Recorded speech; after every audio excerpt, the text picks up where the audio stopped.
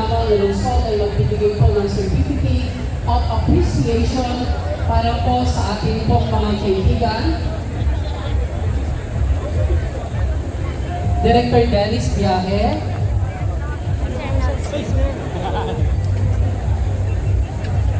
Muli po palakpakan po natin ang Federation of Filipino-Chinese Association of the Philippines, headed by their chairman, Mr. Zhao Xiping.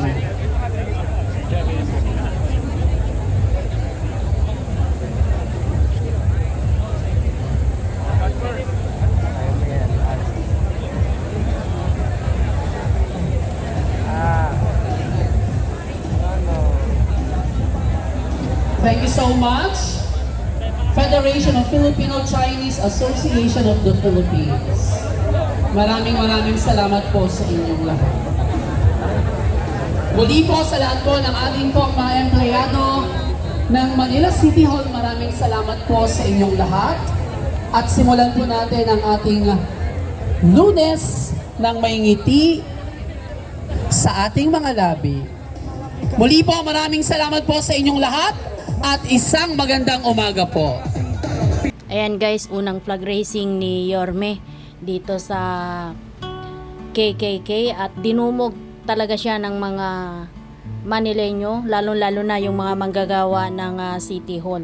At ngayong araw mga kababayan, unang flag racing pa lang niya pero may dalawang donasyon na natanggap si Yorme mula sa Federation of Filipino-Chinese Association of the Philippines. Nagbigay sila ng dalawang C500 na model ng Kawasaki at itong suot-suot ng mga taga MTPB, itong kanilang uniform ay galing po sa Filipino-Chinese Association of the Philippines na kung saan po pinangungunahan nila Ma'am Vivian Ang, Sophia Tan, ang Youth Committee Vice Chairman ng Filipino-Chinese Chamber of Commerce Association of the Philippines. At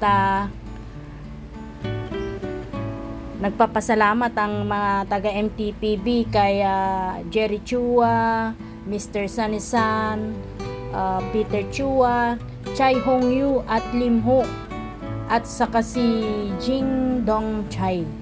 Kasi sila po sa kanila galing itong donasyon na C500 model na Kawasaki at itong mga uniforme nila. Ito, tunghayan natin yung personal na pakikipag-usap ni Yorme sa mga taga MTPB.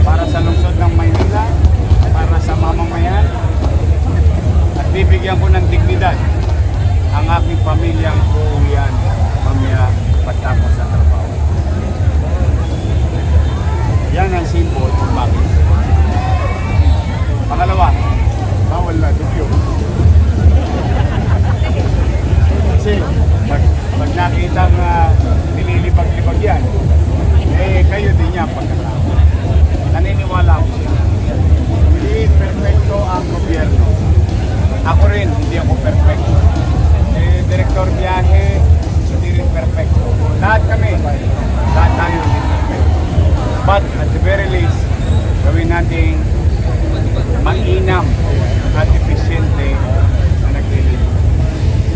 Okay? Wala naman kayong dinadala sa akin. Tama ba? Meron ba kayong lingguhan dinadala sa akin? Hindi, wala na kayong pagbibigyang edit pati. Tama, mali? Sabihin, bangon ninyo ang inyong sarili. Aming pagkakasal. Nahuli. Sa tingin ninyo, talagang naligaw lang, nalito lang. Dalawang bagay lang gagawin nyo. Tuluyan ninyo or gabayan ninyo. Tuluyan nyo or tulungan. Walang nyangga. Wala nang usap-usap. Alam mo, sir, mahaba pila sa City Hall. Alam mo, sir, isang linggo doon. Wala na. Kung sa tingin ninyo naligaw lang, tulungan natin. Mano pa kung halimbawa dumadako lang dito sa Maynila, hindi naman kabisado yun. So ang main purpose and objective natin pare-pareho, tulungan ang tao. O yung mga tulongges, talagang makukulit. O lahat ito ngayon isang linggo, wala kayong gagawin. Lahat ng intersection, hindi pwedeng gulungan ng gulong ang pedestrian lane. Sabihin, sabayin ninyo. Pausapin ninyo. They must respect pedestrian lane. Bakit ko pinagagawa sa inyo yun? Ano? Alam nyo ba kung nasaan ang pamilya nyo ngayon? Hindi nyo alam. Tama, mali. Baka tumatawid din ngayon yun. So you do it for your family, you do it for the people, do it para sa kaisan ng Maynila. Sawayin ninyo. Basta pag pumasok sila sa Maynila, from Vito Cruz, Arpapa, Arten, Juan Luna, Maceda, sa Cementerio, Espanya, Boulevard, Calentong, lahat, pag pumasok sila sa Maynila, kailangan nila i-respeto